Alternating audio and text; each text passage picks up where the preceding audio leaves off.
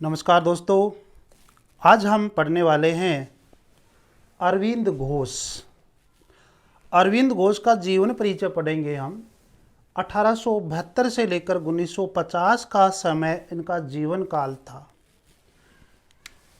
15 अगस्त 1872 के दिन कलकत्ता के अंदर उनका जन्म होता है। 5 सितंबर 1950 के दिन पांडिचेरी के अंदर इनकी मृत्यु हो जाती है। यह आप जरूर याद रखिए। तो 1850 से लेकर 1950 का जो समय है वो अरविंद घोष का समय है। पिता डॉक्टर करसनधन घोष है। इनको केडी घोष के नाम से भी जानते हैं इनके पिताजी को। माता का नाम सौमलता थी और पत्नी देखते हैं तो मृणालिनी थी। पत्नी के इनका जो विवाह होता है वह 1901 के अंदर होता है और पत्नी का नाम मृणालिनी होता है।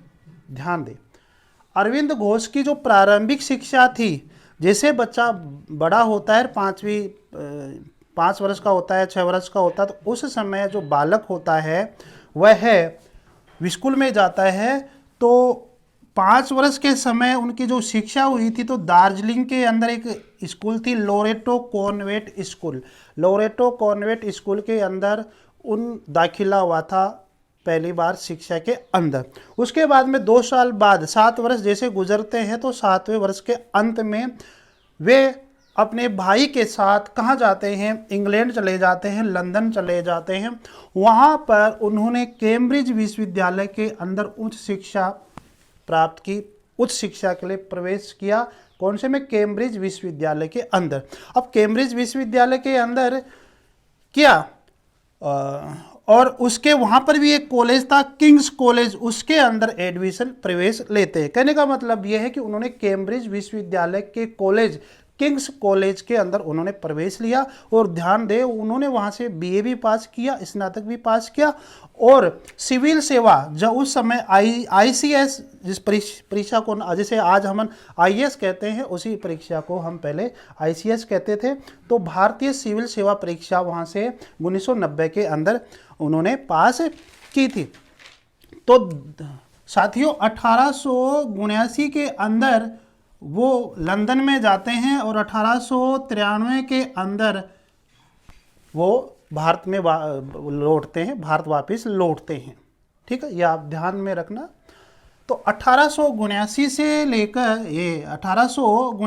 लेकर 1893 तक वो लंदन में रहते हैं। उसके बाद में हम देखा कि बाद में वो भारत आए। तो भारत में आकर कहाँ रहे? तो भारत में आकर वो बड़ौदा जो है गुजरात में, बड़ौदा, तो बड़ौदा के महाराज, या हम ये कह सकते हैं बड़ौदा के राजा जो थे, उस राजा के रियासत में रहने लगे बड़ौदा। ठीक है, राजा ने उनका व्यक्तित्व देखकर, उनका कृतित्व देखकर उन्हें अध्यापन का कार्य दिया कि बेटे तुम अध्यापन का कार्य करो, एक शिक्षक का कार्य करो। तो उस समय वहाँ पर बड़ौदा राज्य के अंदर, बड़ौदा रियासत के अंदर एक स्कूल हुआ करती थी, बड़ी स्कूल हुआ करती थी, जिसके अंदर उनको शिक्षक बना दिया जाता है।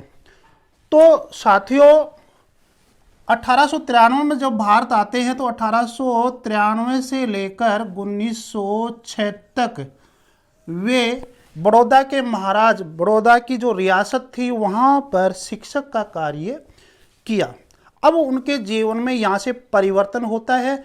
यहाँ पर तो उन्होंने अध्यापन का कार्य किया, खुद पढ़ाई भी की, खुद पढ़े और बाद में अध्यापन का कार्य करवाया। तो अध्यापन का कार्य करवाया था 1906 तक। यहाँ से अब 1906 में क्या होता है कि 1906 के अंदर उन्होंने शिक्षा से, उनका जीवन क्या है कि एक तरह से ना खुश था शिक्षा के मामले में कि बहुत हो गया अब शिक्षा वाला काम, अब मैं कुछ राजनीति जीवन जीना चाहता हूँ। तो क्योंकि बड़ौदा के महाराज के पास रहते थे तो उनका जीवन यहाँ से राजनीतिक जीवन शुरू होता है। ठीक है, तो अब उनके राजनीतिक जीवन को हम, साथियों आपको पता है कि 1905 के अंदर लॉर्ड कर्जन, जो कि उस समय वायसराय हुआ करता था, ब्रिटिश सरकार में। तो 1905 के अंदर लॉर्ड कर्जन ने क्या किया, बंगाल का विभाजन किया। और आपको पता है कि बंगाल का विभाजन तो 1905 में हुआ था, 1911 में बंगाल विभाजन जो हुआ था उसका वापस एकीकरण हो जाता है। ठीक है, क्योंकि कई कारण थे, राजधानी को दिल्ली स्थापित करना था, बहुत सारे कारण थे, इसलिए जो बंगाल का विभाजन हुआ था 1905 में वो वापस एक हो जाता है 1911 के अंदर। और देखो यहाँ पर ये विचारधारा दे रखी है, अरविंद घोष की जो विचारधारा है उसको हम दो भागों में बांटते हैं। पहले वाली जो विचारधारा होती है वो सक्रिय राजनीति वाली होती है, उग्र राष्ट्रवाद वाली होती है, और दूसरी विचारधारा होती है वो आध्यात्मिक साम्राज्यवाद वाली होती है। वो कैसे, देखिए 1906 और 1910 तक का जो समय है, यानी कि 1906 से पहले तो आपको पता है कि वो बड़ौदा के महाराज के पास स्कूल के अंदर पढ़ाया करते थे, शिक्षक का काम करते थे। तो वहां से उन्होंने शिक्षक की नौकरी छोड़ दी और उनका जीवन बदलता है, उनकी विचारधारा बदलती है। तो सबसे पहले वो सक्रिय राजनीति में आते हैं, और सक्रिय राजनीति में आते आते ही सक्रिय उग्रवाद उनके विचारधारा हो जाती है। ठीक है, तो हम इसके 1906 से लेकर 1910 का जो समय है इनको सक्रिय राजनीति या सक्रिय उग्रवाद के नाम से जानते हैं, क्योंकि ऐसा नहीं है कि भाई सक्रिय राजनीति में कब आए और सक्रिय उग्रवाद कब बने, ऐसा नहीं है। पूरा का पूरा समय ही क्या है, सक्रिय राजनीति और सक्रिय उग्रवाद उनकी विचारधारा का रहा है। अब प्रश्न यह है कि 1906 से ही उन्होंने अपने विचार क्यों बदले, क्योंकि ये मैंने आपको बताया अभी कि बंगाल का विभाजन हुआ था 1905 के अंदर, लॉर्ड कर्जन के समय हुआ था, और उसी के कारण उनके विचार बदलते हैं और वो फिर सक्रिय राजनीति में आ जाते हैं, और कुछ समय के बाद में वो सक्रिय उग्रवाद क्रांतिकारी विचारक जैसे हो जाते हैं। अब 1910 के बाद में, और ध्यान दीजिए यहाँ पर 1905 के बंगाल विभाजन से भी वो सक्रिय राजनीति में आते हैं, और बाल गंगाधर तिलक ने नारा दिया था स्वराज्य से संबंधित, तिलक ने जो नारा दिया था, तो स्वराज्य मेरा जन्म सिद्ध अधिकार है, मैं इसे लेकर रहूंगा, यह तिलक का नारा था। तो बाल गंगाधर तिलक के संपर्क में भी अरविंद घोष आए थे, उसकी वजह से भी वो सक्रिय उग्रवाद बने, सक्रिय राजनीति में आए थे, सक्रिय मतलब एक क्रांतिकारी विचारक हुए थे उनके। उसके बाद में वो आध्यात्मिक राष्ट्रवाद, आध्यात्मिकता के उसके विचार बदलते हैं। वो क्यों बदलते हैं वो भी मैं बताऊंगा, ये कारण है अलीपुर केस, बम केस के अंदर। ठीक है, तो 1910 से लेकर 1950 का जो समय है वो आध्यात्मिक राष्ट्रवाद है उनके विचार, और आध्यात्मिक उनके विचार रहे। तो आपसे पूछा जाता है कि निम्न में से कौन सा विचारक है जो आध्यात्मिक राष्ट्रवाद का जनक कहलाता है या अपने विचारों को आध्यात्मिक राष्ट्रवाद के रूप में बताया था। तो ये है आध्यात्मिक राष्ट्रवाद। ये बहुत इंपॉर्टेंट क्वेश्चन है दोस्तों, बहुत इंपॉर्टेंट क्वेश्चन है, कई एग्जामों के अंदर आ चुका है।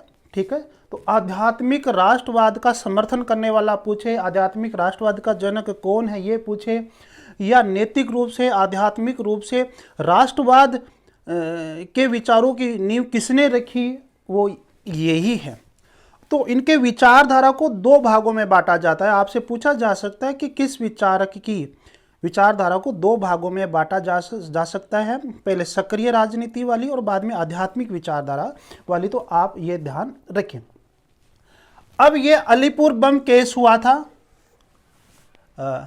ये अलीपुर बम केस हुआ था, और इस केस के अंदर, क्योंकि पहले आपको पता है कि वो सक्रिय उग्रवाद राजनीति में भाग ले रहे थे, और कहीं ना कहीं उसी के कारण वो जो क्रांतिकारी विचारों की जो एक समिति बनाई हुई थी जिसका नाम था अनुशीलन समिति, क्या नाम था, अनुशीलन समिति, उस अनुशीलन समिति के अंदर ये सदस्य बन गए थे। और वहां पर पहले से दो सदस्य कार्यरत थे, खुदीराम बोस और कौन, प्रफुल्ल चौकी। खुदीराम बोस और प्रफुल्ल चौकी ये पहले से कार्यरत थे, और एक उस समय अंग्रेजों के ज़माने के अंदर भारतवासियों को जो सज़ा सुनाई जाती थी, है ना, आपको पता है काला पानी की सज़ा दी जाती थी। तो वहाँ पर एक जुल्मी जज था, बहुत अत्याचार करने वाला था, गलत फैसला करने वाला जो जज था, जिसका नाम था किंग्सफोर्ड। क्या नाम था? किंग्सफोर्ड। तो इसको मारने की पूरी तैयारी की थी इन क्रांतिकारियों ने, खुदीराम बोस और प्रफुल्ल चौकी। ठीक है। और उस समय अरविंद घोष उस अनुशीलन समिति के सदस्य बने ही थे। ठीक है। तो उन्होंने योजना बनाई, लेकिन उनकी योजना विफल हो जाती है। ठीक है। तो उस समय क्या हुआ, विफल हो जाने पर खुदीराम बोस को तो पुलिस ने पकड़ लिया, खुदीराम बोस को पुलिस ने पकड़ लिया और प्रफुल्ल चौकी ये भाग जाते हैं। और जो अन्य सदस्य थे उनको भी कहीं ना कहीं पुलिस ने पकड़ लिया होगा, और उन लोगों ने बताया होगा कि हमारे साथ और भी अन्य लोग हैं, क्योंकि अत्याचार किए, किसी को मारेंगे तो धमकाएंगे तो वो तो भाई अपनी पीड़ा बताएगा। तो इस तरह से वो उन्होंने बता दिया कि हमारे साथ अन्य लोग भी काम कर रहे हैं, तो अरविंद घोष का नाम भी आ जाता है। और इसी को कहते हैं अलीपुर केस। इसी को क्या कहते हैं? अलीपुर केस कहते हैं। आपसे और इसी अलीपुर केस के अंदर ही उनको 1 साल की सजा हुई थी, और अलीपुर सेंट्रल जेल के अंदर उनको रखा गया था। और कहते हैं कि जेल में रहकर उन्होंने भगवत गीता पढ़ी, और भगवत गीता पढ़कर उन्होंने जेल में रहकर एक बुक का निर्माण किया था, जिसका नाम था कर्म योग या कर्म योगिना। ये बुक का भी आप ध्यान रखें। ठीक है। कर्म योग या कर्म योगिना बुक इन्होंने लिखी थी, जेल में रहकर भगवत गीता पढ़ी थी। तो ये आप याद रखना, ये प्रश्न कई बार आता है मैच करने में। निम्नलिखित क्रांतिकारियों का उनकी जेलों से मिलान कीजिए। तो आपको एक याद कर लेना, अरविंद घोष का जो जेल है वो है अलीपुर सेंट्रल जेल। ठीक है। ऐसे बहुत सारे हैं जो आपको मैं फर्स्ट पेपर पढ़ाऊंगा, उस समय बताऊंगा। जैसे कि के है तो इसका मतलब केसरी सिंह बारट को हजारीबाग जेल में रखा था, इस तरह से। ठीक है। और भी बहुत सारे हैं, वो मैं आपको बताता रहूँगा। आगे बात करते हैं कि ये इसी अलीपुर बम के कारण उन्होंने अपने विचार बदल देते हैं कि यार उग्र राष्ट्रवाद में, सक्रिय राजनीति में कोई लेना देना नहीं है, इसमें तो लोगों का उल्टा नुकसान और होता है। तो उन्होंने अपनी विचारधारा बदल देते हैं, और कौन सी विचारधारा बना लेते हैं? आध्यात्मिक राष्ट्रवादी। आध्यात्मिक रूप से जीने की जो कला होती है, जीने की जो इच्छा होती है, वैसे उनके विचार हो जाते हैं। और जब आध्यात्मिक राष्ट्रवाद उसके विचार हो जाते हैं तो वो कहाँ चले जाते हैं? पांडुचेरी में। कहाँ चले जाते हैं? पांडुचेरी में चले जाते हैं। कहते हैं कि वहाँ पर उन्होंने अपने 5 दोस्तों के साथ, जो कि यही थे क्रांतिकारी दोस्ती थे उनके, तो 5 क्रांतिकारी दोस्तों के साथ उन्होंने एक आश्रम खोला, जिसको पांडुचेरी आश्रम के नाम से ही जानते हैं। वहाँ पर आध्यात्मिक रूप से वहाँ पर अपनी ज़िंदगी जीते हैं। तो ऐसा नहीं है कि आध्यात्मिक रूप से संत बन गए और देश के लिए कोई लेना देना नहीं, फिर भी आध्यात्मिक रूप से वह राष्ट्रवाद के बारे में चिंतित थे।